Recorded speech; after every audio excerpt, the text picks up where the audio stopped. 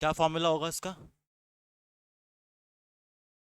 CaOH का whole twice. देखें, जिनको नहीं आता जरा वो ध्यान से देखें। कैल्शियम का सिंबल क्या है? कैल्शियम का सिंबल है Ca। ऑलराइट। हाइड्रोक्साइड का सिंबल क्या है? हाइड्रोक्साइड का सिंबल है OH। कैल्शियम की वैलेंसी कितनी है? इसकी वैलेंसी होती है 2+। हाइड्रोक्साइड की वैलेंसी कितनी है? इसकी वैलेंसी होती है -1। अब सिंबल्स लिखे, उनके नीचे लिख दी उनकी वैलेंसीज। अब हम करेंगे क्रिस क्रॉस। क्रिस क्रॉस का मतलब है ये जो नंबर है ये ऊपर आ जाएगा, Ca1OH होल ट्वाइस। वन को हम लोग शो नहीं करते हैं, so we can simply write CaOH का whole twice. All right. In a similar way अगर मैंने कहा मैग्नीशियम सल्फेट, सिंबल क्या हो गया मैग्नीशियम का? Mg। सल्फेट का सिंबल। अब सिंबल्स आपको कैसे मालूम चलेंगे? तो हमने स्टार्टिंग में क्लासेस में कुछ टेबल्स लिखे थे, ऑलराइट। तो वो जो टेबल है, अगर वो टेबल आपको आती होगी तो आपको सिंबल आते होंगे, और तो ही आपको वैलेंसीज आती होंगी। मैग्नीशियम की जो वैलेंसी है वो कितनी होती है? 2+। सल्फेट की वैलेंसी 2-। दोनों नंबर सेम है तो आपस में हो गए वो कैंसिल आउट। क्या बन गया फॉर्मूला? MgSO4। अब आ गया। सिमिलरली अगर मैंने कहा let's suppose if you have copper carbonate, copper का सिंबल Cu, कार्बोनेट का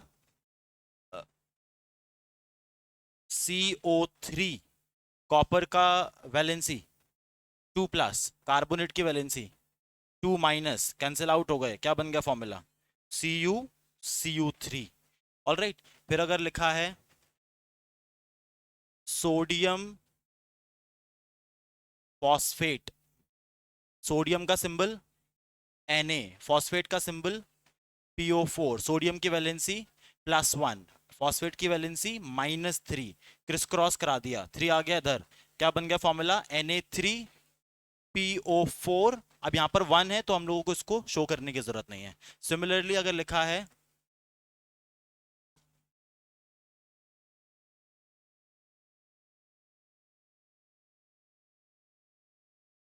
पोटेशियम सल्फाइड, अभी पोटेशियम का सिंबल K, सल्फाइड का सिंबल S। पोटेशियम की वैलेंसी +1, सल्फाइड की वैलेंसी 2-। क्रिस क्रॉस करा दिया, क्या बन गया? K2S। इसका नाम क्या हो गया? Potassium sulphide. ऑलराइट। मीनिंग अगर आपको सिंबल्स आते हैं और आपको वैलेंसीज आती हैं तो ही आपको फॉर्मूले आएंगे। ऑलराइट। अच्छा, देन पिछली क्लास में हम लोगों ने किया था मेटल्स और उसकी प्रॉपर्टीज। आज हम लोगों को देखना है नॉन मेटल्स। उसके पहले कल हम एक रिएक्शन लिख रहे थे जहां पर हमने कहा कि किसी भी मेटल की रिएक्शन अगर ऑक्सीजन के साथ होती है तो क्या बनता है? मेटल ऑक्साइड बनता है। एग्जाम्पल लेते हैं, अगर मेरे पास मेटल है लेट्स सपोज सोडियम, सोडियम की रिएक्शन ऑक्सीजन के साथ हो रही है, क्या बन जाएगा? Na2O, sodium oxide. अच्छा यहां देखिए जरा, सोडियम ऑक्साइड, सोडियम का सिंबल Na, ऑक्साइड का सिंबल O। सोडियम की वैलेंसी +1, ऑक्साइड की वैलेंसी -2। क्रिस क्रॉस करा दिया, क्या बन गया फॉर्मूला? Na2O। अब यहां पर ये क्या है? मेटल है, ये क्या है? ऑक्साइड, मतलब कि ये मेटल का ऑक्साइड है। किसी मेटल की रिएक्शन ऑक्सीजन के साथ होती है, क्या बनता है? मेटल का ऑक्साइड बनता है। अब अनदर एग्जांपल, मेरे पास है K+O2, क्या बनेगा? K2O। अगेन पोटेशियम की वैलेंसी +1, ऑक्साइड की वैलेंसी -2। क्रिस क्रॉस करा दिया, क्या बन गया फॉर्मूला? K2O। अब यहां पर हमने कहा था कि ये जो आपके मेटल ऑक्साइड्स होते हैं, मेटल ऑक्साइड्स का नेचर कैसा है? बेसिक नेचर है। बेसिक नेचर का मतलब क्या है? मेटल ऑक्साइड्स जो हैं वो क्या करेंगे? करेक्ट, OH नेगेटिव का फॉर्मेशन करेंगे। अब जैसे फॉर एग्जांपल मेरे पास है Na2O।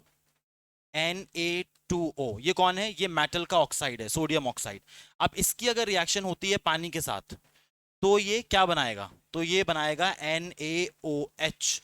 और ये जो NaOH है इसमें OH दिख रहा है, और किसी भी मॉलिक्यूल में अगर OH होता है तो वो कैसा होता है, वो बेसिक है। तो हमने कहा कि आपका जो मेटल ऑक्साइड होता है, this metal oxide is going to be basic in nature. Basic है नेचर में, क्यों है बेसिक नेचर में? क्योंकि जब मेटल ऑक्साइड की रिएक्शन होती है किसके साथ, पानी के साथ, तो क्या बनता है, तो बेस बनता है। अनदर एग्जांपल, अगर मेरे पास है K2O। K2O क्या है, मेटल का ऑक्साइड है, पोटेशियम का ऑक्साइड। अगर इसकी रिएक्शन हो रही है पानी के साथ, अब क्या बन जाएगा, KOH। अब यहां पर ये जो KOH फॉर्म हुआ है, इसमें भी आपके पास क्या है, इसमें भी आपके पास OH माइनस है, मतलब कि ये भी क्या है, ये भी बेस है नेचर में। तो अगर स्टेटमेंट आती है कि मेटल ऑक्साइड का नेचर कैसा है, तो हम क्या लिखेंगे, मेटल ऑक्साइड जो है वो बेसिक होते हैं नेचर में। Alright, then one more thing, अब किसी मेटल ऑक्साइड की रिएक्शन अगर हो रही है पानी के साथ, जो अभी अभी हमने हमने लिखा था, तो क्या बनता है, मेटल हाइड्रो ऑक्साइड बनता है। राइट, अभी एग्जांपल हमने लिखा था, सपोज करिए मेरे पास है magnesium oxide, formula MgO plus H2O, क्या बन गया, MgOH का होल ट्वाइस, मैग्नीशियम हाइड्रोक्साइड। ये था मेटल का ऑक्साइड, इसकी रिएक्शन हुई पानी के साथ, क्या बन गया, MgOH का होल ट्वाइस। ये कौन है, ये बेस है। और MgOH का होल ट्वाइस जो है उसका नाम है मैग्नीशियम हाइड्रोक्साइड, और इसका कॉमन नाम क्या है, milk of magnesia. And milk of magnesia जो होता है वो हम यूज करते हैं किसमें, एसिडिटी में, milk of magnesia. Another example, अगर मेरे पास है let's suppose calcium oxide, formula calcium का सिंबल Ca, ऑक्साइड का सिंबल O, कैल्शियम की वैलेंसी +2, ऑक्साइड की -2, कैंसिल हो गए, क्या बन गया फॉर्मूला, CaO। तो कैल्शियम ऑक्साइड की रिएक्शन हो रही है पानी के साथ, अब क्या बनेगा,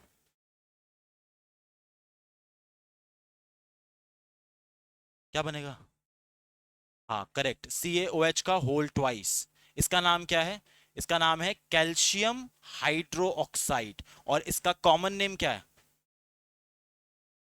slate lime, correct, common name is slate lime.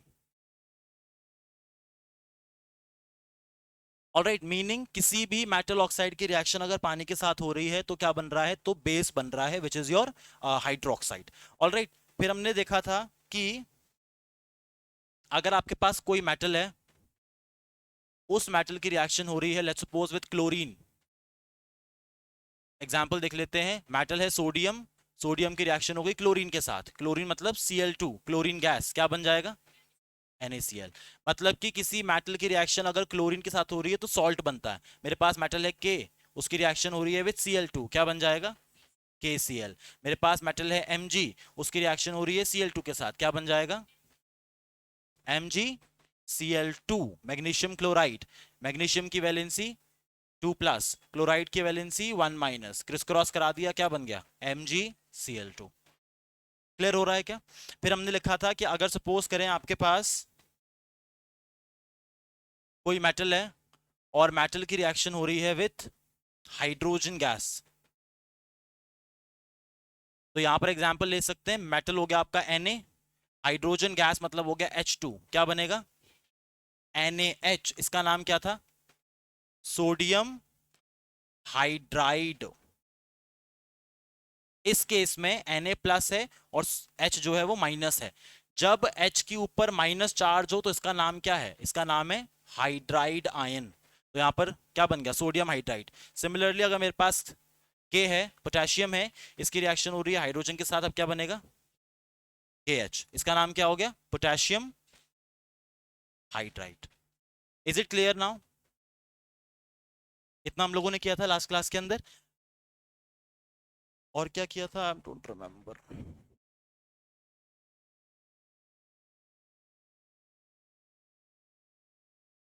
अगर किसी मेटल की रिएक्शन होती है विद एसिड्स,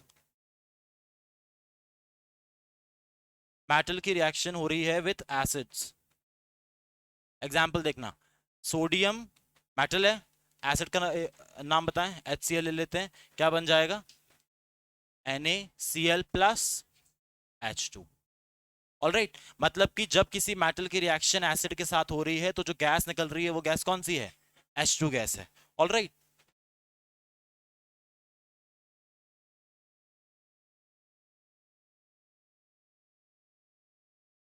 अनदर एग्जांपल जो हम यहाँ ले सकते हैं, Mg plus H2SO4। H2SO4 acid कौन सा है? Sulphuric acid. क्या बनेगा? MgSO4 plus H2। फिर अगर मेरे पास let's suppose if I have calcium, इसकी रिएक्शन हो रही है विथ HNO3, इसका नाम क्या है? Nitric acid. हाँ, क्या बन जाएगा यहाँ पर? CaNO3 का whole twice, correct, along with hydrogen gas. Clear हो गया? इतना इतना हम लोगों ने किया था। फिर हमने स्टार्ट किया था विद नॉन मेटल्स, तो अब जरा नॉन मेटल्स के ऊपर आते हैं। पहले मुझे ये बताएं, नॉन मेटल का एग्जांपल दें। कौन कौन एग्जांपल्स हैं? Carbon, nitrogen, oxygen, sulphur, chlorine, fluorine, iodine, ये सब कुछ कौन है? ये सब कुछ जो है आपके नॉन मेटल्स हैं। नॉन मेटल्स जो होते हैं वो कौन सा आयन फॉर्म करते हैं? करेक्ट, मीनिंग नॉन मेटल्स जो हैं they will make a negative ion. हमेशा जब भी कोई नॉन मेटल होगा उसके ऊपर चार्ज कैसा होगा? चार्ज होगा उसके ऊपर नेगेटिव चार्ज होगा। राइट, एग्जाम्पल, Cl के ऊपर 1 माइनस है, नाइट्रोजन के ऊपर 3 माइनस है, ऑक्सीजन के ऊपर 2 माइनस है, मतलब कि सारे जो भी आपके नॉन मेटल्स हैं उनके ऊपर जो चार्ज है वो चार्ज कैसा है? उनके ऊपर नेगेटिव चार्ज है। ऑलराइट, अच्छा, देन हमने कहा था कि आपके जो नॉन मेटल्स होते हैं उनके आउटर मोस्ट शेल में कितने इलेक्ट्रॉन्स हैं? तो उनके आउटर मोस्ट शेल में जो वैलेंस इलेक्ट्रॉन्स हैं वो कितने हो सकते हैं? वैलेंस इलेक्ट्रॉन बिटवीन 4 से लेकर के 7 तक हो सकते हैं। अब वैलेंस इलेक्ट्रॉन क्या होते हैं? हाँ, आउटर मोस्ट शेल में कितने इलेक्ट्रॉन्स हैं उनको हम कहते हैं वैलेंस इलेक्ट्रॉन। जैसे अगर मैंने यहां पर कहा लेट्स सपोज मैग्नीशियम, मैग्नीशियम का एटॉमिक नंबर कितना है? 12, करेक्ट। अब 4 शेल होते हैं, पहले शेल में 2 इलेक्ट्रॉन्स, दूसरे में 8 इलेक्ट्रॉन्स, तीसरे में 2 इलेक्ट्रॉन। 8 2 10 और 2 12 हो गए। आउटर मोस्ट शेल में कितने इलेक्ट्रॉन्स हैं? 2। तो ये क्या है? ये उसका वैलेंस इलेक्ट्रॉन का नंबर है। अब जिसके आउटर मोस्ट शेल में जितने वैलेंस इलेक्ट्रॉन होंगे उसी को हम लोग यहां पर बोल रहे हैं। अभी मैग्नीशियम के आउटर मोस्ट शेल में 2 इलेक्ट्रॉन्स हैं, मतलब कि मैग्नीशियम जो है वो नॉन मेटल नहीं है। नॉन मेटल कौन होगा? नॉन मेटल होगा लेट्स सपोज क्लोरीन। क्लोरीन का एटॉमिक नंबर कितना है? 17। पहले शेल में 2 इलेक्ट्रॉन, दूसरे में 8, तीसरे में 7। अब क्लोरीन के आउटर मोस्ट शेल में कितने वैलेंस इलेक्ट्रॉन्स हैं? 7। तो यहां पर कोई भी ऐसा एलिमेंट है जिसके आउटर मोस्ट शेल में 4 से लेकर के 7 तक इलेक्ट्रॉन्स हैं, उसको हम क्या कहेंगे? उसको हम कहेंगे non metal. Alright, another example अगर आप देखेंगे, it could be sulphur. Atomic number कितना है? 16। पहले शेल में 2 इलेक्ट्रॉन, दूसरे इलेक्ट्रॉन में 8, तीसरे में 6। आउटर मोस्ट शेल में कितने इलेक्ट्रॉन है? 6। Again between 4 to 7। तो कोई भी ऐसा एलिमेंट जिसके आउटर मोस्ट शेल में इलेक्ट्रॉन्स जो हैं वो कितने हैं? 4 से लेकर के 7 तक हैं, उन्हें हम क्या कह रहे हैं? उन्हें हम कह रहे हैं non metals. Alright, then next is, अगर हम बात करें नॉन मेटल्स की, यूजली जब भी कोई आयोनिक कंपाउंड बनता है, पहले मुझे ये बताएं आयोनिक कंपाउंड क्या होता है? आयोनिक कंपाउंड का मतलब क्या हो गया? आयन के मिलने से बनने वाला कंपाउंड है आयोनिक कंपाउंड। अब सवाल आता है कि आयन क्या है? आयन का मतलब चार्ज एलिमेंट्स। तो अगर जैसे सपोज करें यहां पर लिखा हुआ है Cl और ये लिखा हुआ है Cl माइनस, अब इसमें से आयन कौन है जिसके ऊपर चार्ज है? तो ये जो है वो कौन है? आयन है। और यहां पर लिखा हुआ है Na और यहां पर लिखा हुआ है Na प्लस, अब इसमें से आयन कौन है? इसमें से आयन है Na प्लस। किसी भी एलिमेंट के ऊपर अगर चार्ज है उसको हम बोलेंगे क्या? आयंस। और जब दो आयंस आपस में मिल जाते हैं, जैसे फॉर एग्जाम्पल अब ये Na प्लस और ये Cl माइनस जो है इनके बीच में बॉन्ड बन गया, इनके बीच में बॉन्ड बना, दोनों आयंस हैं, इनके बीच में बॉन्ड बनने से एक कंपाउंड का फॉर्मेशन हुआ जिसका नाम है NaCl। अब हम इसको क्या बोलेंगे? इसको हम बोलेंगे आयोनिक कंपाउंड। तो आयन के मिलने से बनने वाला कंपाउंड आपका कौन है? आयोनिक कंपाउंड, जिसमें एक कौन होगा? पॉजिटिवली चार्ज आयन होगा और एक कौन होगा? नेगेटिवली चार्ज आयन होगा। ऑलराइट, अब यहां पर आयोनिक कंपाउंड के केसेस में क्या होता है? जो आपका नॉन मेटल होता है वो आपका पीछे आता है। तो अगर मैंने यहां पर लिखा सपोज NaCl, NaCl एक आयोनिक कंपाउंड है, इसमें आगे वाला जो मेटल है वो कौन है, वो आपका मेटल है, पीछे वाला जो एलिमेंट है वो कौन होगा, वो आपका नॉन मेटल होगा। तो जो नॉन मेटल्स होते हैं वो आयोनिक कंपाउंड के हमेशा पिछले हिस्से में होते हैं। अनदर एग्जांपल अगर हम लेते हैं यहां पर, लेट्स सपोज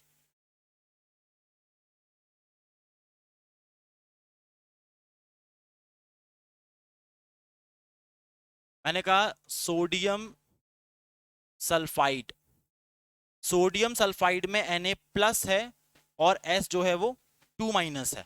अगेन ये भी आयन है, ये भी आयन है, इनके मिलने से जो बना ये कौन है, ये एक आयोनिक कंपाउंड है। और इस आयोनिक कंपाउंड में पीछे वाला जो एलिमेंट है वो कौन होगा, वो होगा नॉन मेटल। तो नॉन मेटल्स कौन है, नॉन मेटल्स जो होते हैं आयोनिक कंपाउंड में पीछे वाले एलिमेंट्स जो होते हैं वो आपके नॉन मेटल हैं, जो कि नेगेटिवली चार्ज्ड है। ऑलराइट, अब हमको देखनी है chemical properties of non metals. एक तो शायद हमने देखी भी थी,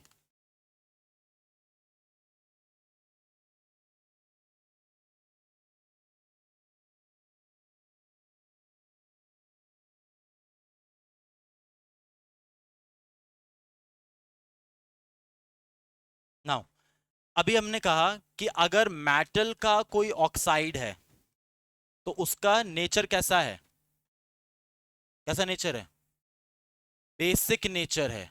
मेटल का जो ऑक्साइड होता है उसका नेचर बेसिक है। एग्जांपल अभी हमने लिया था, सपोज Na2O है, ये कौन है, मेटल का ऑक्साइड है। अगर इसकी रिएक्शन हो रही है पानी के साथ तो ये क्या बनाएगा, ये बनाएगा NaOH, और ये जो NaOH है ये क्या है, ये बेस है।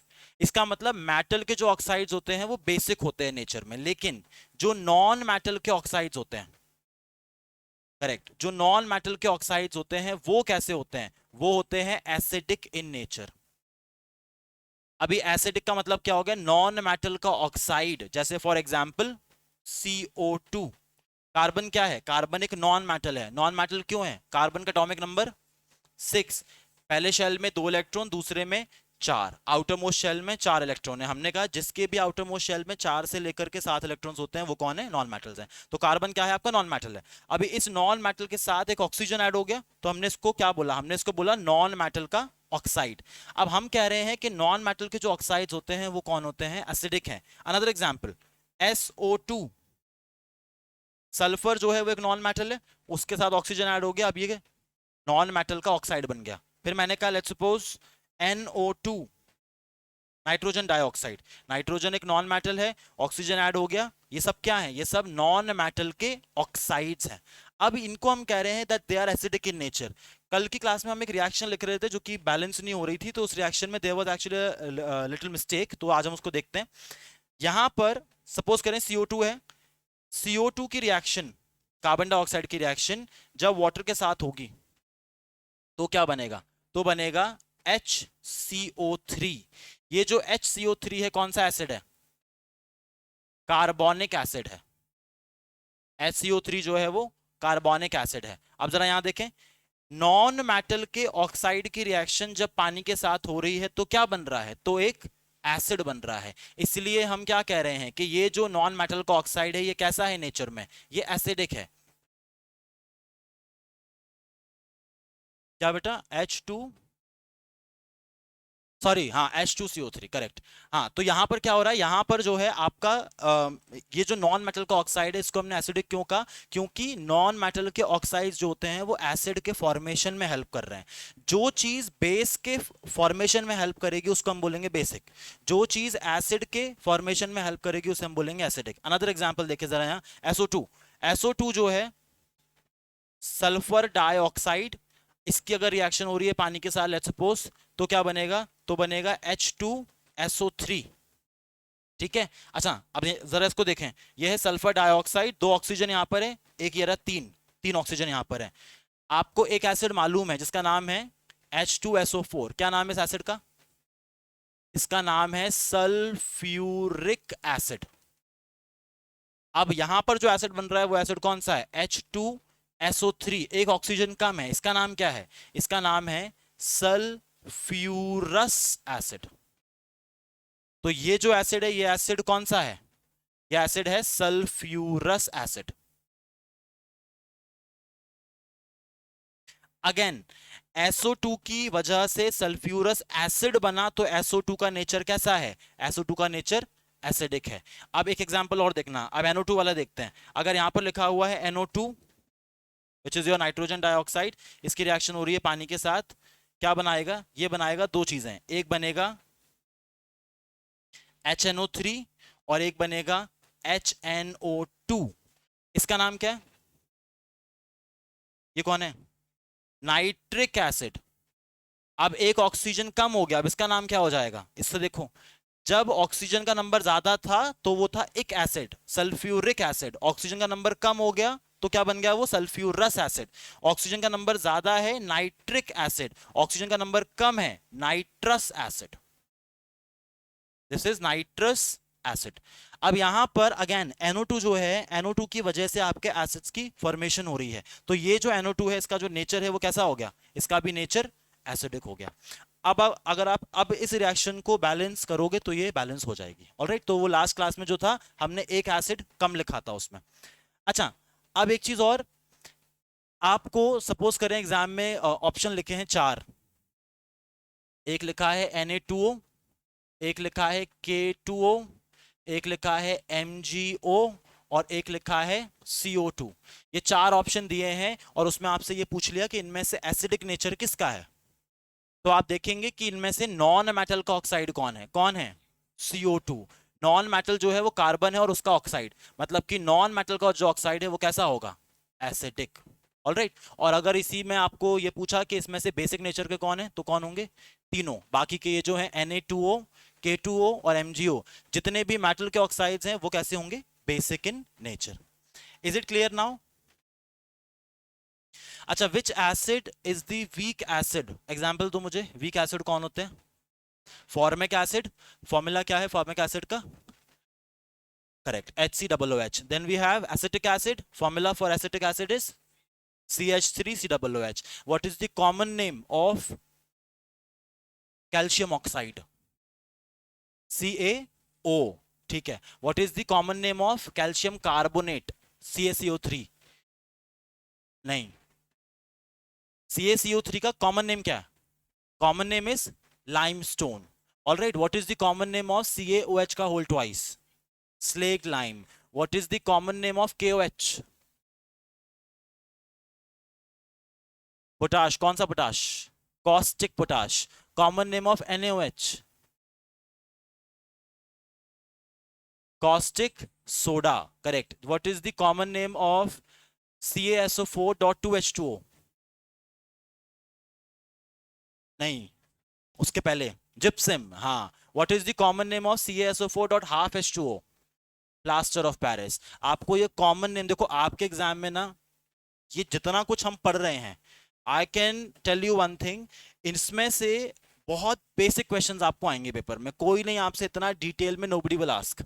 आपसे जो पूछे जाएंगे वो फैक्चुअल क्वेश्चंस हैं कि इसका कॉमन नेम क्या है, इसका ये क्या है, उसका वो क्या है। तो कॉमन नेम आपने याद रखना है। ऑलराइट, अगर किसी ने पूछा कि NaOH का इस्तेमाल हम किस चीज में करते हैं, NaOH का यूज किस चीज में करते हैं? बेसिक नेचर में है। और NaOH का यूज करते हैं हम इन दी फॉर्मेशन ऑफ सोप। साबुन जो बनता है वो NaOH से बनता है। राइट, फिर अगर किसी ने आपको पूछा कि ये MgOH का होल ट्वाइस का यूज, हाँ, एसिडिटी को ठीक करने में, मिल्क ऑफ मैग्नीशिया। ऑलराइट, फिर अगर किसी ने आपको पूछा कि HCl जो है वो ऑर्गेनिक एसिड है कि इनऑर्गेनिक एसिड है? HCl ऑर्गेनिक है? इनऑर्गेनिक एसिड है भाई, मिनरल एसिड है HCl। H2SO4 इनऑर्गेनिक है। CH3COOH ये ऑर्गेनिक है। ऑलराइट, चलें। नाउ नेक्स्ट इज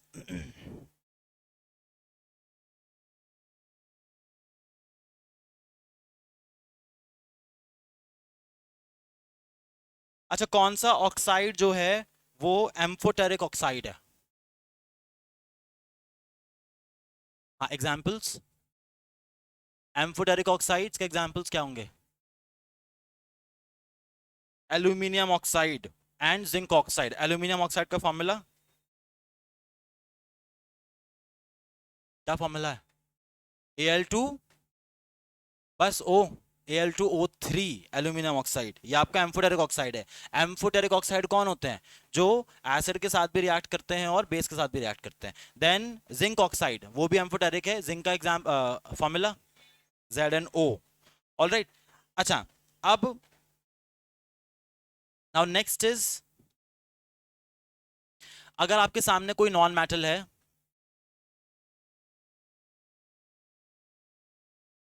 और उस नॉन मेटल की रिएक्शन होती है विथ वाटर, तो क्या होगा? तो आंसर है कुछ भी नहीं होगा। नॉन मेटल्स जो होते हैं वो किसी भी पानी के साथ रिएक्शन नहीं करते हैं। Non metals are non reactive with water. Alright,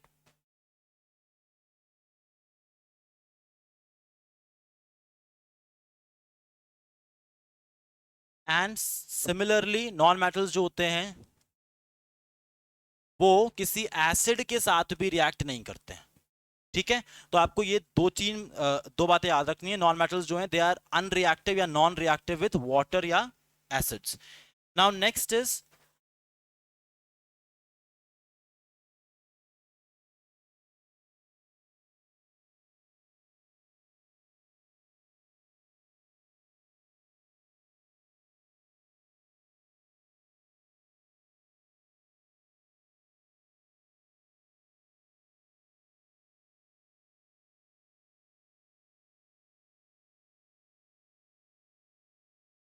ionic compounds क्या है? हमने अभी अभी कहा आयंस के कंबाइन होने से जो कंपाउंड बन रहा है उसका नाम क्या है?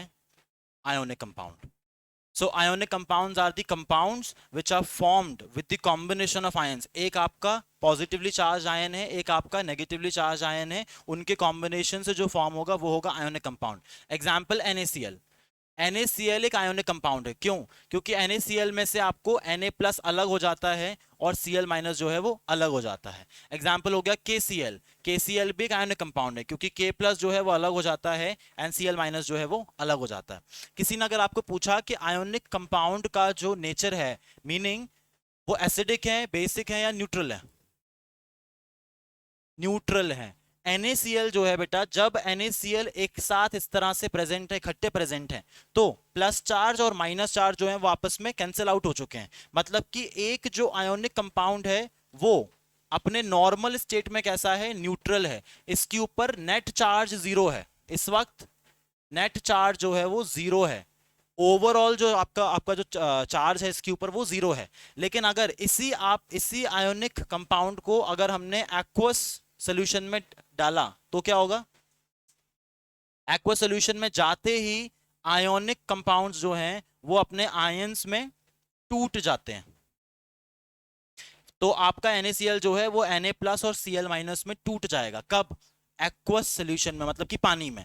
ऑलराइट, तो यहां पर याद रखेंगे आयोनिक कंपाउंड्स अगर सूखे हुए हैं जिनके अंदर पानी नहीं है तो वो कैसे हैं? तो वो आपके जो हैं they are neutral in nature, उनके ऊपर नेट चार्ज जीरो है। लेकिन पानी में जाने पर आयोनिक कंपाउंड्स जो होते हैं वो ब्रेक हो जाते हैं, टूट जाते हैं और उसमें Na+ अलग हो जाएगा और Cl- जो है वो अलग हो जाएगा। अच्छा, दूसरी बात, आयोनिक कंपाउंड्स जो हैं दे आर मोस्टली क्रिस्टलाइन।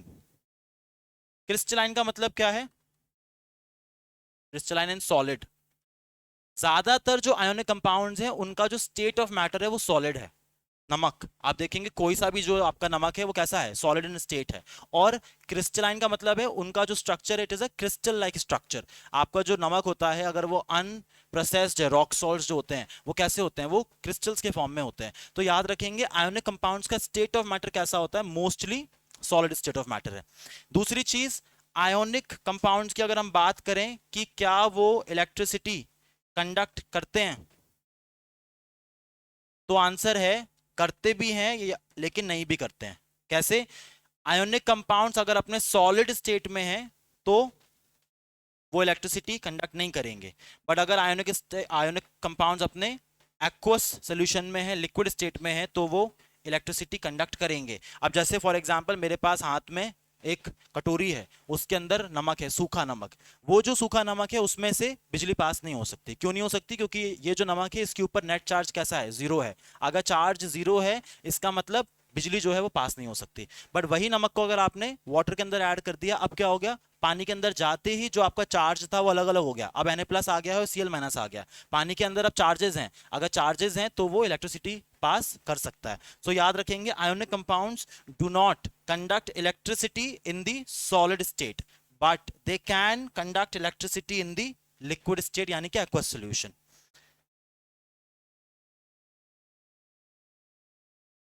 क्या बेटा?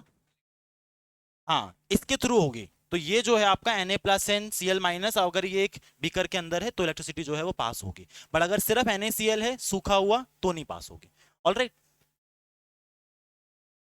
इलेक्ट्रिसिटी पास होने के लिए क्या होना चाहिए, चार्जेस होने चाहिए। ऑलराइट, तो अगर आपका जो कंपाउंड है उसके पास अगर चार्जेस ही नहीं है तो इलेक्ट्रिसिटी पास ही नहीं होगी, और अगर चार्जेस हैं तो ही इलेक्ट्रिसिटी जो है वो पास होगी। ऑलराइट, नाउ नेक्स्ट इज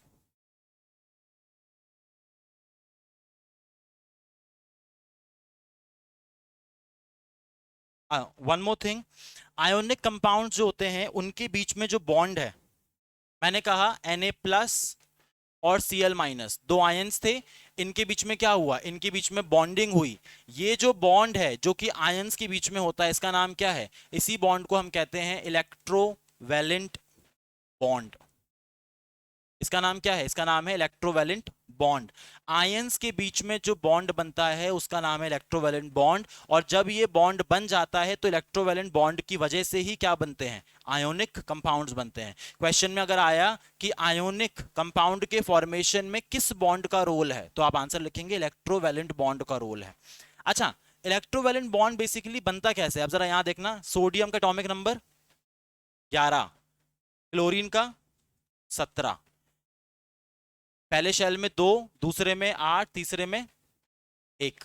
इसमें पहले शेल में 2, दूसरे में, तीसरे में 7। ऑलराइट, अब जरा सोडियम को देखें, सोडियम के आउटर मोस्ट शेल में अभी कितने इलेक्ट्रॉन्स हैं, 1 इलेक्ट्रॉन है। आउटर मोस्ट शेल में होने कितने चाहिए, 8 होने चाहिए। अब ये इसके पास क्या समस्या है कि इसके पास 1 इलेक्ट्रॉन है लेकिन 7 नहीं है, तो ये क्या करेगा, ये अपना एक एक्स्ट्रा इलेक्ट्रॉन किसी को दे देगा। ऑलराइट, ये अपना किसी को 1 इलेक्ट्रॉन दे देगा। क्लोरीन के पास क्या वो है दिक्कत, क्लोरीन के पास 7 इलेक्ट्रॉन्स हैं, एक की कमी है, तो ये जो सोडियम है ये अपना एक एक्स्ट्रा इलेक्ट्रॉन जो है वो क्लोरीन को ही देगा।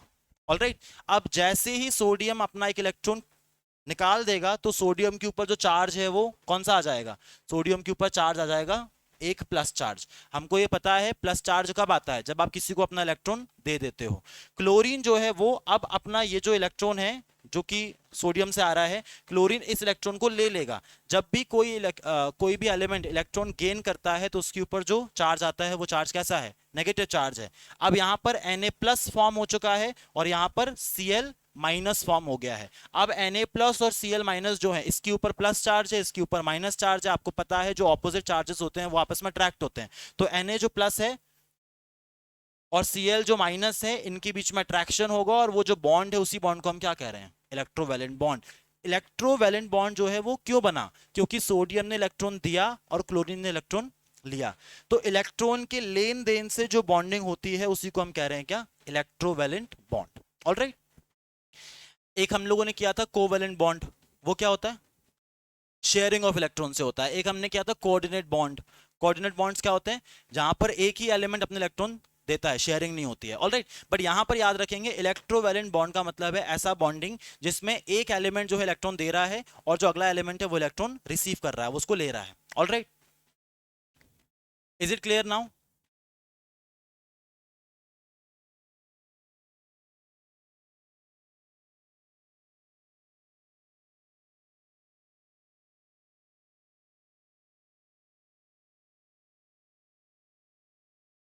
अच्छा, दुनिया भर में सबसे ज्यादा अर्थ में पाया जाने वाला मोस्ट अबंडेंट एलिमेंट कौन है, एल्यूमिनियम। ऑलराइट, एल्यूमिनियम जो है, स्टार बना के उसको लिख लेना, वो मोस्ट अबंडेंट एलिमेंट है। अबंडेंट का मतलब हो गया दुनिया में, मतलब कि आपके अर्थ क्रस्ट में जो है सबसे ज्यादा पाया जाने वाला जो एलिमेंट है वो आपका एल्यूमिनियम ही है। ऑलराइट, अब अगर हम बात करें, दो टर्म्स आते हैं, एक टर्म होता है मिनरल और एक टर्म होता है ओर। किसी को अंतर पता है मिनरल और ओर में?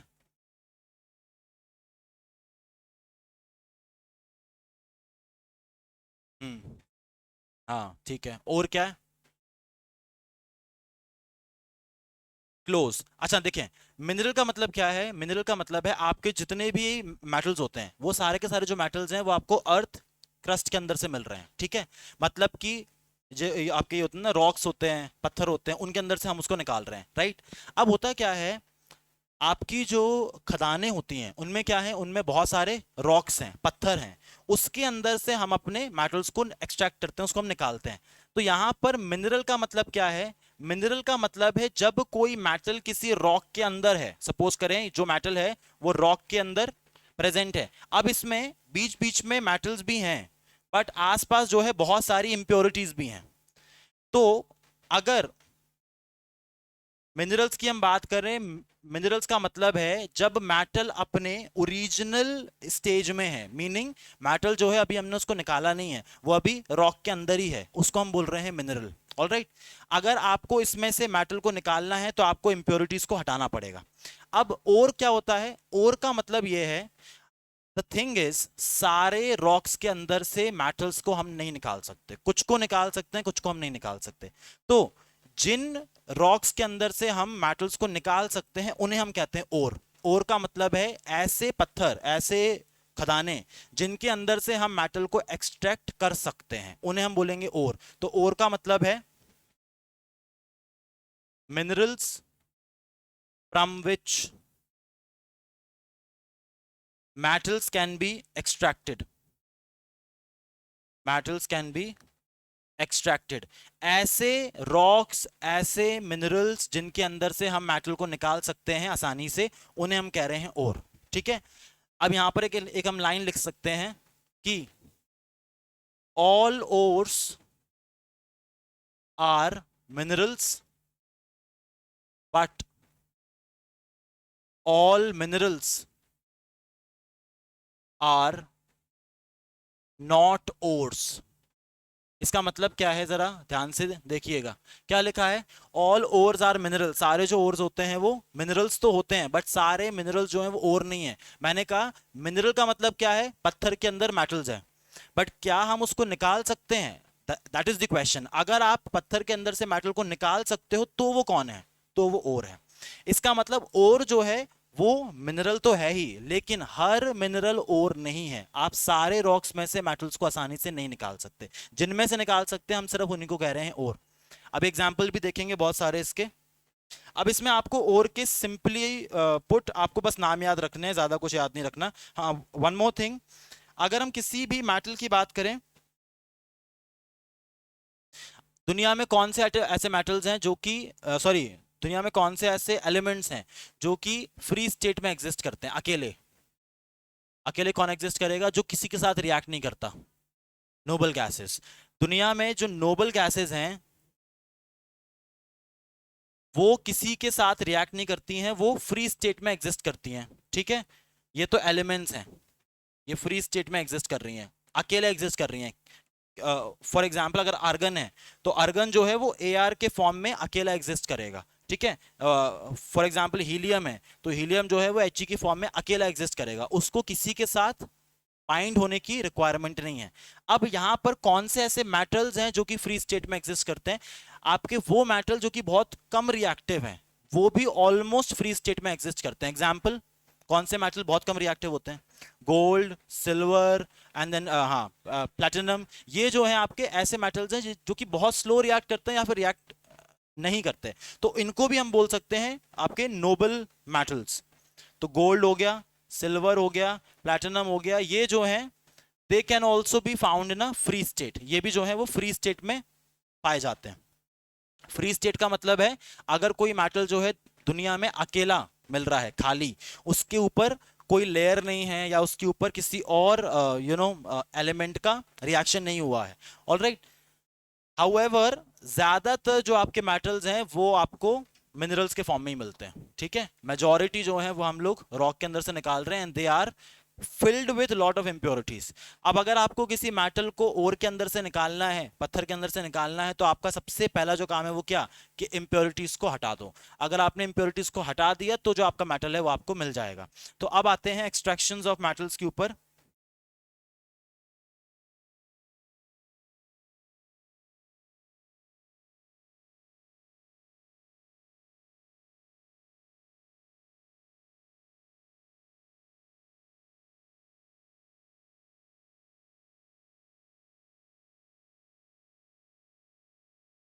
कुछ एग्जांपल्स लिख रहे हैं यहाँ पर, टाइप्स ऑफ ओर्स।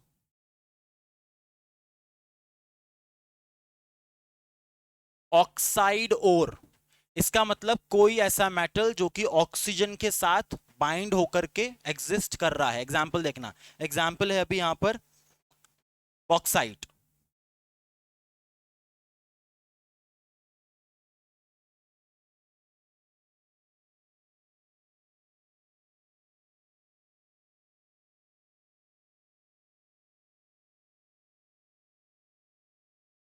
अब जरा यहां देखें, हमने कहा ये जो बॉक्साइट है उसका फॉर्मूला है Al2O3.XH2O। अब यहां पर एल्यूमिनियम क्या है, एल्यूमिनियम आपका मेटल है, बट क्या ये एल्यूमिनियम इस वक्त फ्री स्टेट में है?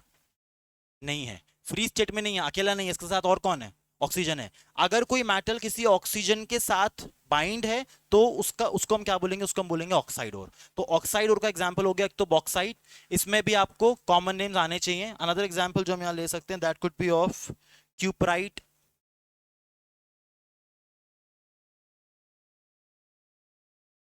Formula for this would be Cu2O, copper oxide को हम बोल रहे हैं क्यूपराइट। अनदर एग्जांपल,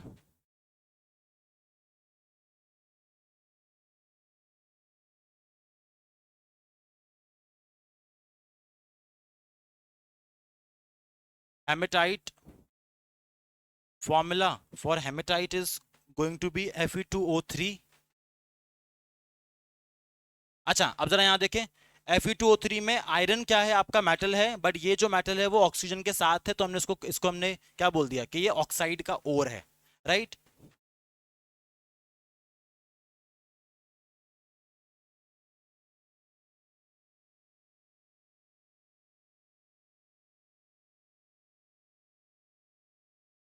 देन इसी तरह से कुछ जो आपके मेटल्स हैं वो सल्फाइड ओर के फॉर्म में भी हो सकते हैं। अभी यहां पर ऑक्साइड ओर का मतलब था जो मेटल है वो ऑक्सीजन के साथ अटैच था। सल्फाइड ओर का मतलब क्या हो गया, जो आपका मेटल है वो सल्फर के साथ अटैच्ड है। Example could be HgS। HgS जो है उसका नाम क्या है, उसका नाम है Hg। कौन सा वो है मेटल, मरकरी। मरकरी जो है अगर वो सल्फर के साथ अटैच है उसका नाम क्या हो गया, सल्फाइड ओर। इसका नाम होता है सिनेबार। मरकरी सल्फाइड ओर जो है उसका कॉमन नेम क्या है, उसका नाम है cinnabar. Then we can take one more which is ZnS, zinc sulphide. इसका जो कॉमन नाम है वो है zinc blende, ZnS, zinc blende. Then we can take another one which is going to be Cu2S। Cu2S जो है इसका common name है कॉपर ग्लांस। ये आपके कुछ एग्जांपल्स हैं ऑफ सल्फाइड ओर्स।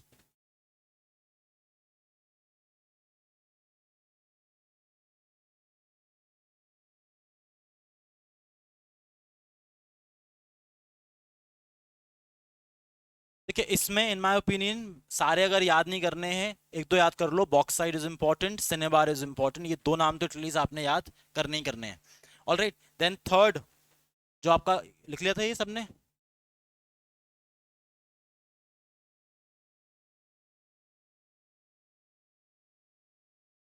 कहां पर,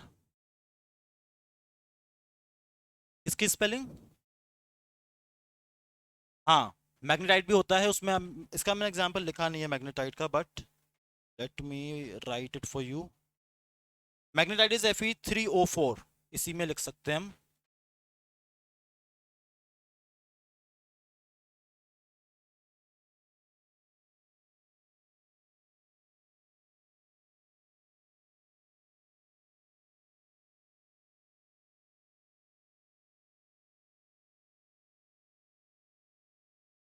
अच्छा, ऑक्साइड ओर हो गया, सल्फाइड ओर हो गया। अगला जो ओर है that is going to be your carbonate ore. Carbonate कौन होता है?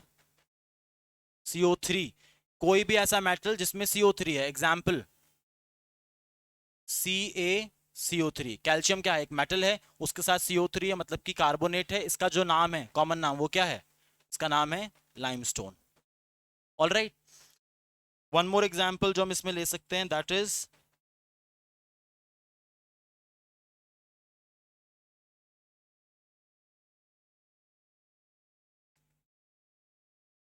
अच्छा, जिंक कार्बोनेट का फॉर्मूला क्या बनेगा? ZnCO3। This is your zinc carbonate. Common name इसका होता है कैलेमाइन। अब इसमें क्या है, इसमें आपके पास जो मेटल है वो कार्बोनेट के साथ अटैच्ड है, तो इसका नाम हो गया कार्बोनेट ओर।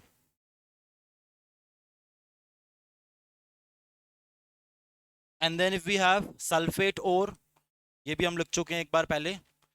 सल्फेट ओर, सल्फेट कौन होता है? SO4 2 माइनस होता है सल्फेट। एग्जाम्पल सुनना, एग्जाम्पल है CaSO4.2H2O। क्या नाम है इसका? Correct, gypsum. ये है आपका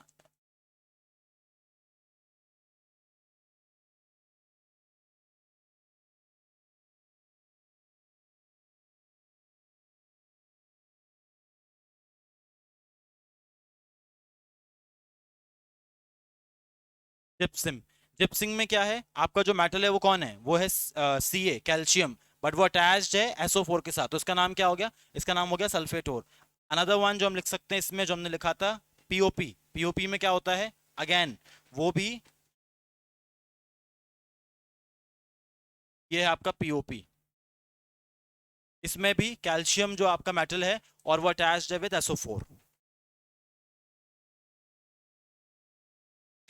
अब ओर का मतलब क्या हो गया? ओर का मतलब हो गया अगर कोई मेटल किसी और चीज के साथ अटैच्ड है, चाहे वो ऑक्सीजन हो तो उसको हम बोल देंगे ऑक्साइड ओर, सल्फेट हो सल्फेट ओर, कार्बोनेट हो कार्बोनेट ओर, और अभी हमने क्या लिखा था इसके पहले? और क्या लिखा था? हाँ, ऑक्साइड हो तो ऑक्साइड ओर। ऑलराइट, अगर यहाँ पर कोई भी मेटल किसी और के साथ अटैच्ड है जिससे हम उसको निकाल सकते हैं, तो हम उसको बोलेंगे ओर। अब यहाँ पर आता है निकालने के क्या क्या रास्ते हैं या क्या क्या तरीके हैं। तो कुछ कॉमन मेथड्स के हम नाम लिखेंगे, ज्यादा हम उसको डिटेल में नहीं देखेंगे।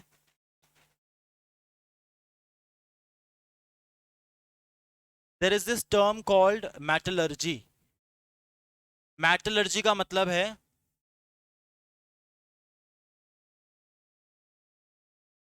मेथड्स या प्रोसेस जिसके थ्रू हम मेटल को एक्सट्रैक्ट करते हैं। तो जिन तरीकों से, जिन मेथड्स की मदद से हम मेटल्स को निकाल लेते हैं उनकी ओर के अंदर से, उस प्रोसेस को हम बोल रहे हैं metallurgy. So metallurgy is the process of extracting a metal from its ore. Alright, अब आपको पता है एलिमेंट्स कौन से रिएक्टिव हैं, कौन से मॉडरेट हैं और कौन से लीस्ट रिएक्टिव है। मैंने कहा सबसे हाईएस्ट रिएक्टिव कौन है?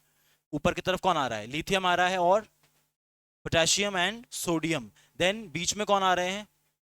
हाँ, हाँ, बिलो मैग्नीशियम अगर हम बात करें तो एल्यूमिनियम, जिंक, ये सब जो है वो आपके बीच के मेटल्स हैं। और सबसे लोएस्ट रिएक्टिव कौन है?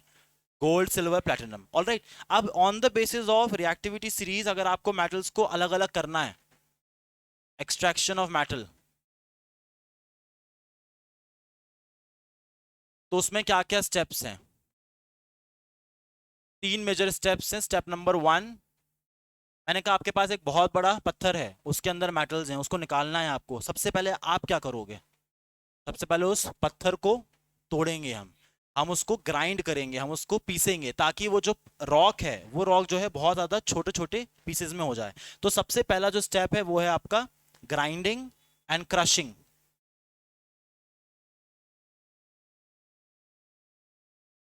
आपका जो भी ये है मिनरल है, ओर है, आप सबसे पहले उसको तोड़ेंगे, उसको आप ग्राइंड करेंगे।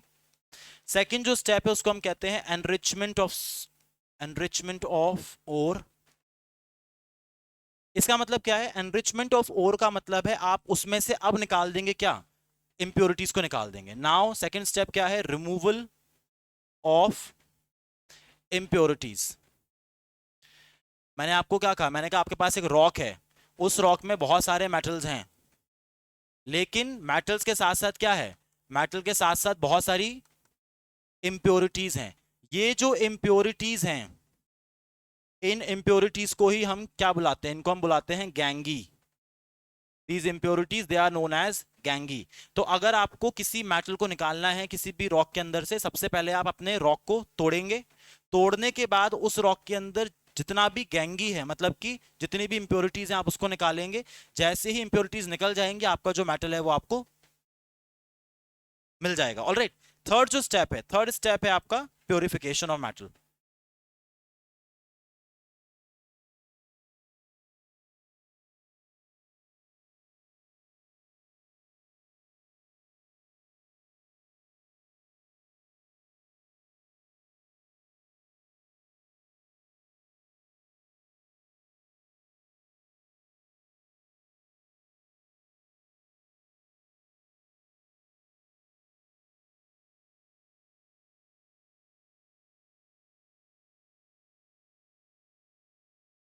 अब यहां पर बहुत सारे मेथड्स हैं आपके पास to remove lot of impurities, आप उसको निकाल सकते हैं। मेथड्स आपको डिटेल में नहीं करने हैं क्योंकि वो आपके यूज के नहीं हैं।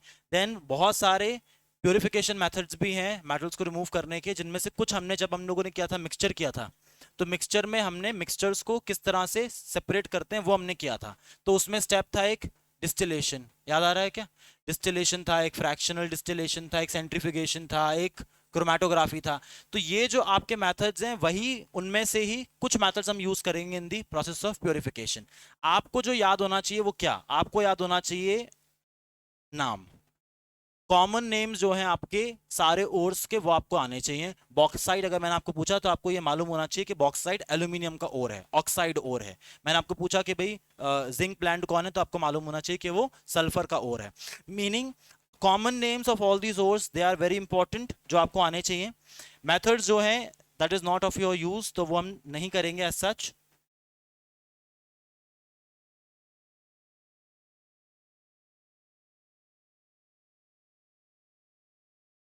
अच्छा, दो टर्म्स और हैं। एक टर्म है कैल्सिनेशन और एक टर्म है रोस्टिंग।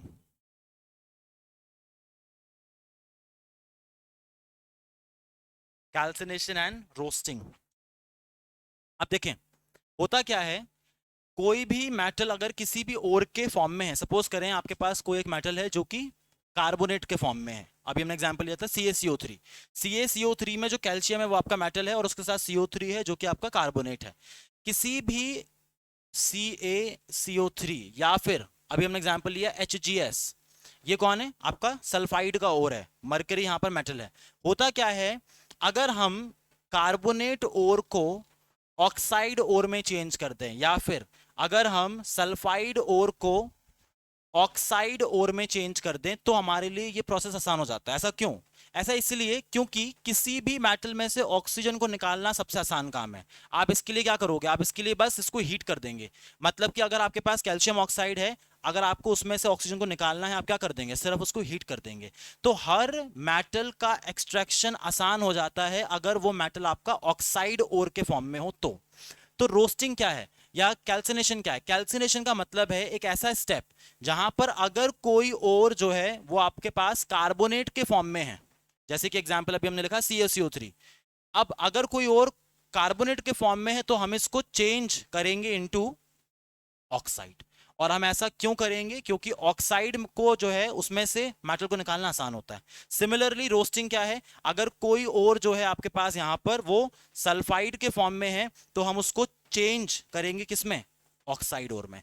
ऐसा हमने क्यों किया? क्योंकि अगेन ऑक्सीजन को निकालना आसान है। सो कैल्सिनेशन इज द प्रोसेस जिस प्रोसेस में हम कार्बोनेट ओर को चेंज करते हैं ऑक्साइड ओर में, और रोस्टिंग इज द प्रोसेस जिस प्रोसेस में हम सल्फाइड ओर को चेंज करते हैं किसमें? इनटू ऑक्साइड ओर। और हमने ऐसा क्यों किया? क्योंकि इनमें से अगर आपको फिर ऑक्सीजन को निकालना है तो आप क्या करेंगे? इसको हीट करेंगे, और जैसे ही आपने इसको हीट करा ऑक्सीजन जो है वो निकल जाएगा अलग, और आपका जो मेटल है वो आपको मिल जाएगा। अब यहां पर एक्सट्रैक्शन ऑफ मेटल में 3 मेन स्टेप हो गए। सबसे पहले पत्थर को तोड़ो, उसको ग्राइंड करो। स्टेप नंबर 2, इंप्योरिटीज को निकाल दो। इंप्योरिटीज को निकालने के बाद जो भी आपके पास ओर है उस ओर को आप चेंज करो इनटू ऑक्साइड ओर, और फिर आप उसको हीट कर दो। हीट कर देंगे तो ऑक्सीजन जो है वो निकल जाएगी और आपके पास जो मेटल है वो मिल जाएगा। ऑलराइट।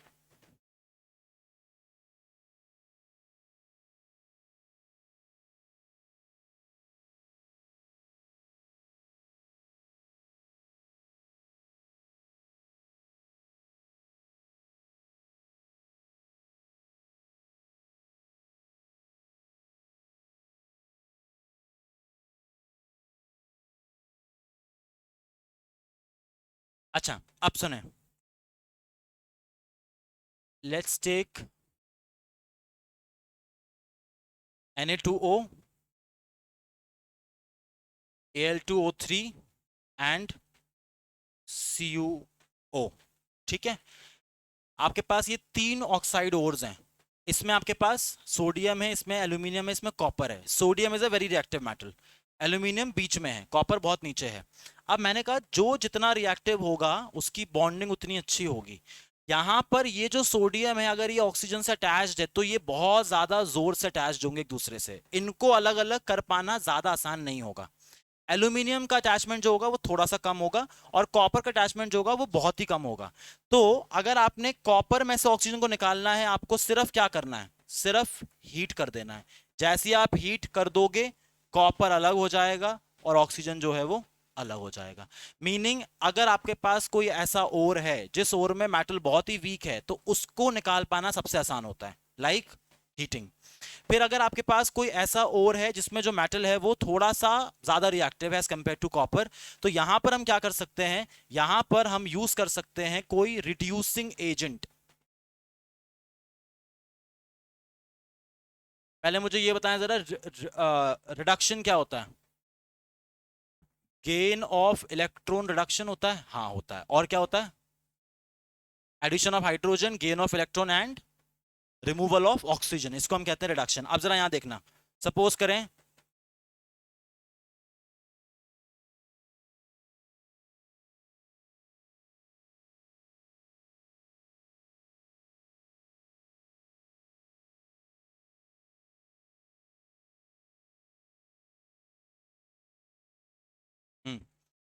अच्छा, we can also take ये iron which is Fe2O3 iron oxide, and we can also take zinc which is ZnO। ये सब क्या है? ये सब आप किस तरह के मेटल्स हैं। अब यहां पर क्या होगा? रिड्यूसिंग एजेंट के तौर पर हम किसको इस्तेमाल कर रहे हैं? हम इस्तेमाल कर रहे हैं कार्बन को। अब जरा ध्यान से देखेंगे एक चीज को, होता क्या है, सपोज करें आपके पास यहाँ पर Fe2O3 है और आपके पास कार्बन मोनोऑक्साइड आपने इसमें ऐड कर दिया। द थिंग इज, होगा क्या? ये जो Fe है, ये Fe इस ऑक्सीजन को आसानी से तो नहीं छोड़ेगा क्योंकि इसकी जो रिएक्शन है वो थोड़ी सी, मतलब इसकी जो रिएक्टिविटी है वो थोड़ी सी ज्यादा है। तो ये क्या करेगा यहाँ पर? This Fe will keep this oxygen with itself, but अगर यहाँ पर ये कार्बन मोनोऑक्साइड आप डालोगे तो ये कार्बन मोनोऑक्साइड जो है इस ऑक्सीजन को छीन लेगा। अब यहाँ पर कार्बन मोनोऑक्साइड ने अगर ऑक्सीजन को Fe से छीन लिया तो फिर जो Fe है वो अलग हो जाएगा।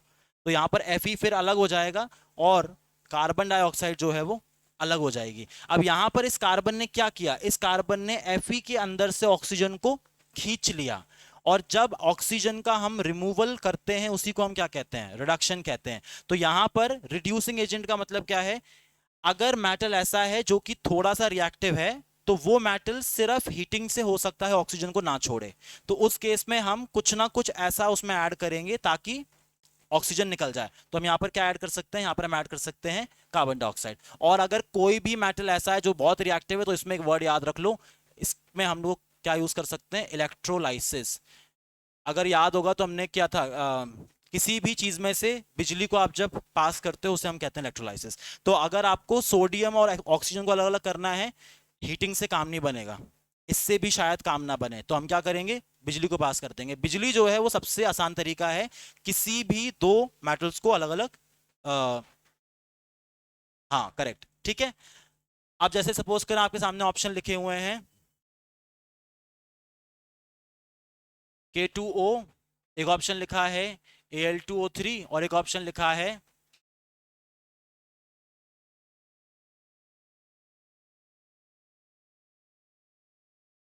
CuO। अब ये तीन ऑप्शन लिखे हैं, इनमें से अगर आपसे ये पूछा कि इसमें से किसको निकालने के लिए हम इलेक्ट्रोलाइसिस यूज करेंगे, तो K2O जो सबसे अच्छा मेटल है उसको निकालने में इलेक्ट्रोलाइसिस। और किस में हम यूज करेंगे, सिर्फ हीट, जो सबसे कम होगा उसमें हम इस्तेमाल कर लेंगे सिर्फ हीट। अब आपका एक लास्ट आज की क्लास का एक टॉपिक है which is going to be alloy. Alloy क्या होता है, हमने लिखा हुआ है एक बार अलॉय पहले, mixture of metals, correct. Example brass and, correct, steel हो गया, ब्रास हो गया, और आपका क्या बोलते हैं इसको, ब्रोंज हो गया। ये सब एग्जांपल्स हैं आपके अलॉय के। देखें अलॉय क्या होता है, स्टील देखा हुआ है आपने। अब स्टील जो है उसमें दो या दो से ज्यादा मेटल्स आपस में इकट्ठे प्रेजेंट हैं, तो अलॉय का मतलब है मिक्सचर ऑफ मेटल्स जिनके कॉम्बिनेशन से कुछ बनता है। अब एग्जाम्पल देखना, एग्जाम्पल है अलॉय क्या है, it is the mixture of metals.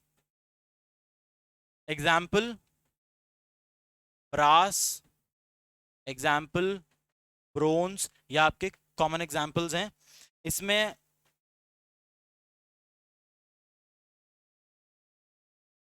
Example steel,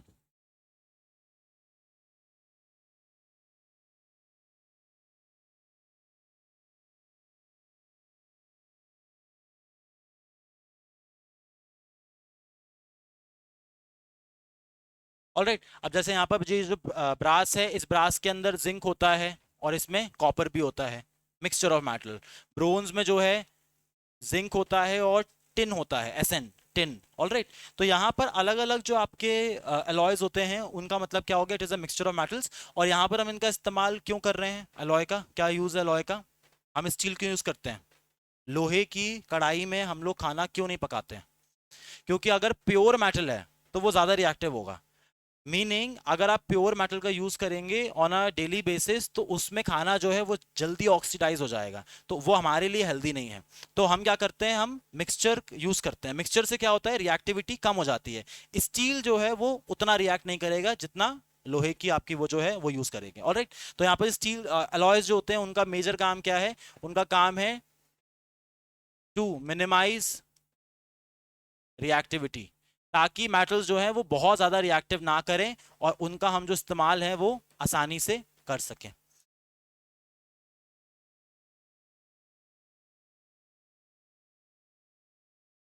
now metals and non metals का आपका इतना ही पोर्शन है।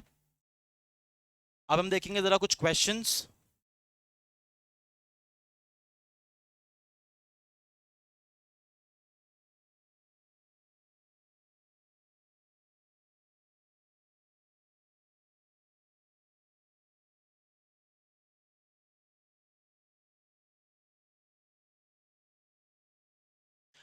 अब आपका जो इसके बाद हम स्टार्ट करेंगे कल की क्लास में टॉपिक, वो हम शुरू करेंगे carbon and its unique nature, and then उसके बाद हम करेंगे पीरियोडिक क्लासिफिकेशन। आपके दो चैप्टर रहते हैं, व्हाट एल्स, हाँ ये आपके दो मेन चैप्टर्स हैं।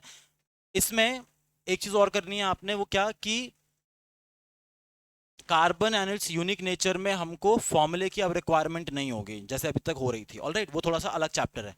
बट बाकी के पूरे chapter from the beginning, matter से लेकर के मेटल्स एंड नॉन मेटल्स तक आपको फॉर्मूले की रिक्वायरमेंट है।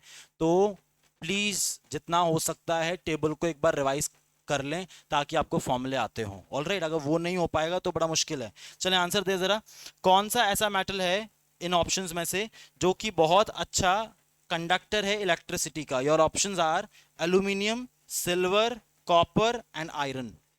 Silver, silver is the best conductor of electricity. कौन सा ऐसा नॉन मेटल है जो कि लिक्विड होता है रूम टेम्परेचर पर, वो मेटल है, नॉन मेटल है। ब्रोमीन, करेक्ट, ब्रोमीन जो है वो एक नॉन मेटल है जो कि लिक्विड है। मेटल कौन है? मरकरी। देन कौन सा ऐसा मेटल है जिसको आप चाकू से काट सकते हो? Sodium. Sodium is kept under, किस में रखते हैं? कैरोसिन। देन कौन सा ऐसा मेटल है जिसको हम इस्तेमाल कर सकते हैं इन मेकिंग वायर, तार बनाने में? कॉपर के, एल्यूमिनियम के, जिंक के, इन सब के बन सकते हैं तार। All right. देन अगर मैंने कहा कि कोई मेटल जो है सोनोरस है, इसका मतलब उसमें से क्या आ रही है? साउंड आ रहा है, उसमें से आवाज आती है। ठीक है, कौन सा ऐसा मेटल है जो कि, कौन सा ऐसा नॉन मेटल है जो कि गुड कंडक्टर है इलेक्ट्रिसिटी का? नॉन मेटल, हाँ, carbon, which is your graphite. All right. Diamond is is not a good conductor of electricity, but it is a good conductor of heat. The reason is graphite जो होता है उसमें extra electrons होते हैं, तो वो जो एक्स्ट्रा फ्री इलेक्ट्रॉन्स है उनमें से बिजली पास हो सकती है, डायमंड में नहीं होता। अच्छा, एम्फोटेरिक ऑक्साइड के ऑप्शंस क्या होंगे? इसमें ऑप्शन दिए हैं 4, उनमें से आपको बताना है कि कौन एम्फोटेरिक ऑक्साइड है। आप मुझे बताएं कौन है बिना ऑप्शंस के। ZnO और Al2O3, इसमें ऑप्शन दिए थे 4 जिसमें से एक था Al2O3, तो आंसर वुड बी Al2O3। कौन सा? अच्छा हाँ, ये अभी अभी हमने लिखा।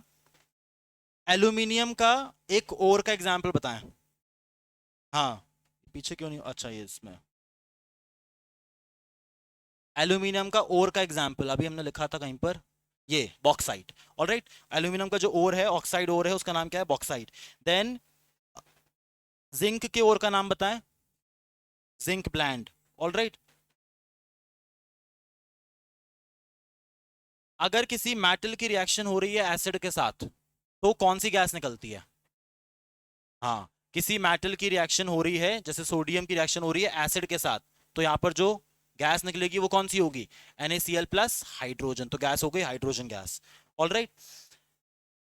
अच्छा, tell me which non metal is the most important non metal for our lives? हमको अगर जिंदा रहना है तो कौन सा नॉन मेटल मोस्ट इंपॉर्टेंट है? सांस किससे ले रहे हैं?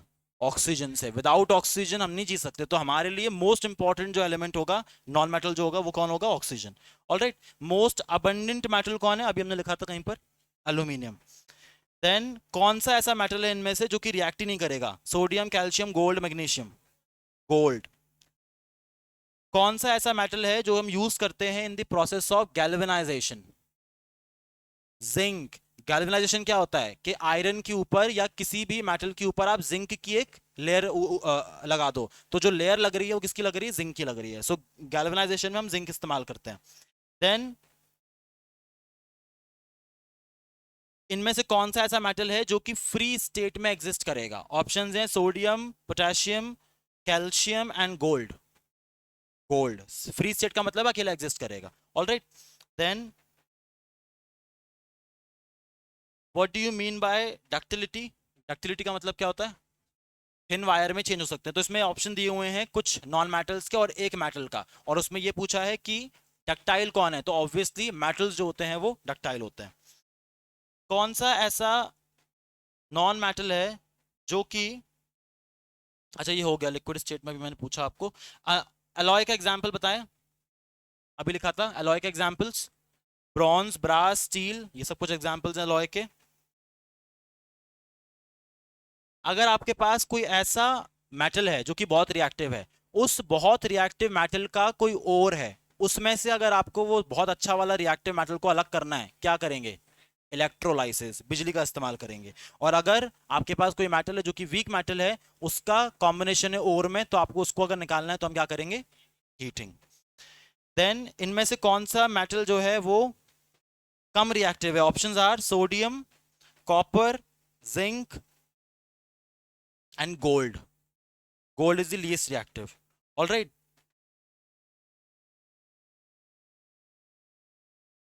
Then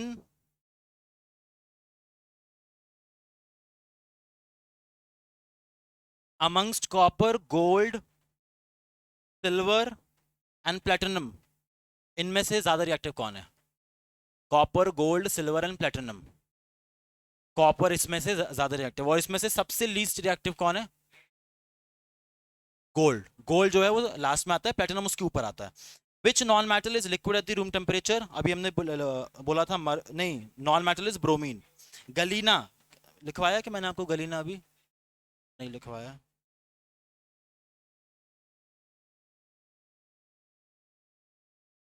कौन सी ऐसी गैस है जो कि पॉप साउंड के साथ? Hydrogen, correct. देन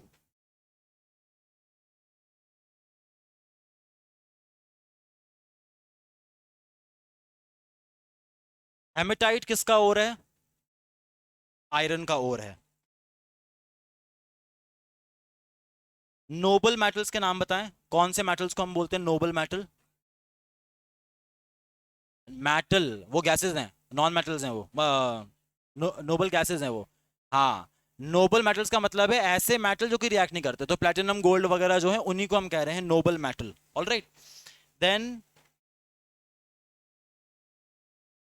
हाँ, ये सवाल अच्छा है। कौन सा ऐसा नॉन मेटल है जिसके आउटर मोस्ट शेल में 3 इलेक्ट्रॉन्स आते हैं?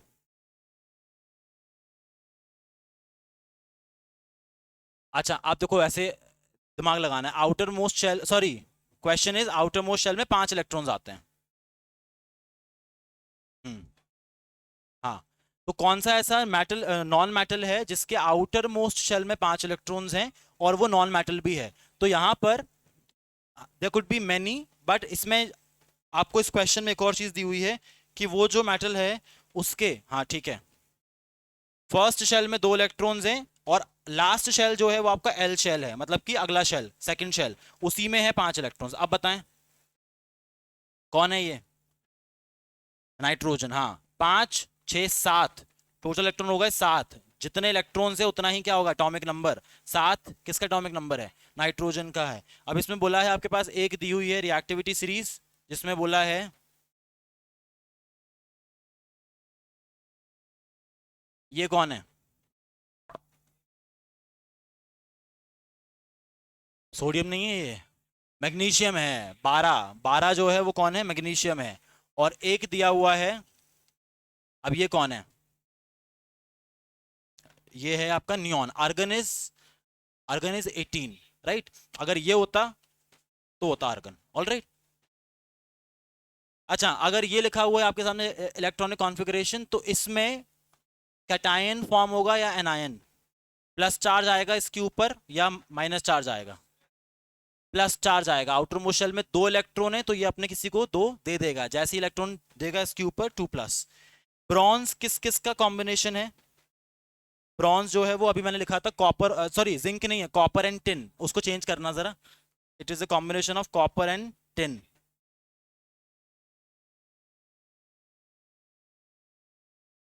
बेसिस जो होते हैं, नॉन मेटल के ऑक्साइड का नेचर कैसा है? नॉन मेटल का ऑक्साइड, नॉन मेटल का ऑक्साइड नेचर कैसा हो गया? एसिडिक। और मेटल का ऑक्साइड का नेचर कैसा हो गया? बेसिक। अच्छा, इनमें से एक क्वेश्चन इसमें है, zinc, copper, aluminium and iron, इसमें से सबसे हल्का कौन है? तो आंसर है aluminium. Aluminium is a light metal. All right. अब इसमें क्वेश्चन ये है कि जो आपके ये होते हैं एयरप्लेन्स होते हैं, एयरप्लेन्स के फॉर्मेशन में हम किसका इस्तेमाल करेंगे? तो जो हल्का होगा मेटल उसी का इस्तेमाल करेंगे। So aluminiums they are used in the structure, हाँ, in the manufacturing of aircrafts, right. Then इनमें से कौन सा मेटल है जो कि, हाँ ये क्वेश्चन अच्छा है, स्टीम के साथ रिएक्ट करेगा? आप जरा ध्यान से सुनना। ऑप्शन दिए हुए हैं सोडियम, पोटेशियम, लिथियम, और दिया हुआ है कॉपर। अब इसमें बोला है इनमें से कौन सिर्फ स्टीम के साथ रिएक्ट करेगा? सिर्फ स्टीम के साथ। अब देखें, सोडियम, पोटेशियम, लिथियम, तीनों जो आपके मेटल्स हैं वो कैसे हैं? बहुत अच्छे मेटल्स हैं। जो मेटल बहुत अच्छा होता है तो ये तो जो है पानी किसी भी फॉर्म में हो, चाहे पानी ठंडा हो, चाहे वो गर्म हो, या फिर वो वेपर के फॉर्म में हो, ये हर स्टेट में रिएक्ट कर जाते हैं। बट क्वेश्चन है कि इनमें से कौन सा सिर्फ इसके साथ रिएक्ट करेगा? तो स्टीम जो है उसके साथ कॉपर रिएक्ट करेगा। बाकी जो है आपके, अगर मैंने आपको बोला कि क्या कॉपर कोल्ड वाटर के साथ रिएक्ट करेगा, तो आंसर है नहीं करेगा। वो सिर्फ extremely heated water which mean steam के साथ ही रिएक्ट करता है। Aqua regia is the combination of HCl plus nitric acid HNO3, aqua regia, जिसका रेशो कितना है 3:1। कौन सा ऐसा मेटल है जो कि विगरसली रिएक्ट करता है, तेजी से करता है, कोई भी, sodium potassium lithium, right. Then हाँ, ये क्वेश्चन अच्छा है। प्रोटीन्स के फॉर्मेशन में कौन सा नॉन मेटल हम यूज करते हैं? अब आपको, अभी आप लोगों ने बायो नहीं किया है तो आपको ये पता होना चाहिए, प्रोटीन्स में नाइट्रोजन होता है, तो nitrogen is the non metal जो कि प्रोटीन के फॉर्मेशन में हेल्प करेगा। All right, last few questions.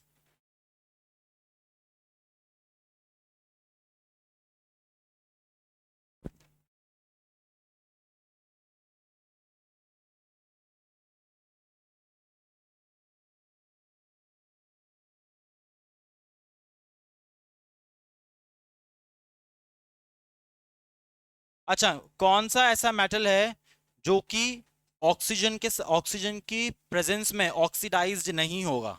Your options are sodium, potassium, gold, aluminium. Gold oxidize नहीं होगा, नहीं होगा का मतलब क्या है कि वो रिएक्ट ही नहीं करेगा ऑक्सीजन के साथ। ऑलराइट, आपके पास इलेक्ट्रॉनिक कॉन्फ़िगरेशन है 281, कौन है ये? सोडियम है। ठीक है, सोडियम का नेचर क्या है, मतलब कि ये मेटल है कि नॉन मेटल है? तो ये मेटल है।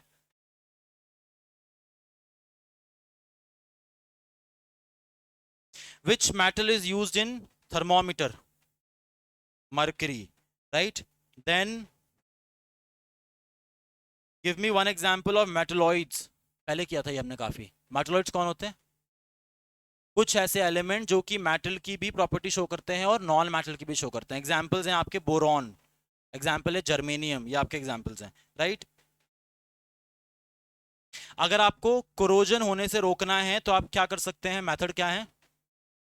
गैल्वेनाइजेशन कर सकते हैं और पेंटिंग कर सकते हैं, ऑयलिंग कर सकते हैं। फिर अगर आपको वो रोकना है, रेंसिडिटी को रोकना है, तो क्या करेंगे? रेंसिडिटी क्या होती है?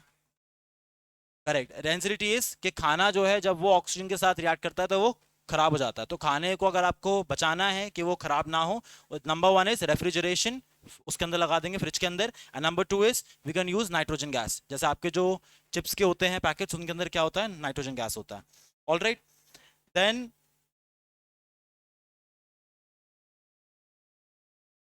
सिनेबार, सिनेबार किस मेटल की ओर है? अभी लिखा था हमने, हाँ, सल्फाइड ओर है किसकी, मरकरी की। सो मरकरी की जो सल्फाइड ओर है उसको हम बोलते हैं सिनेबार।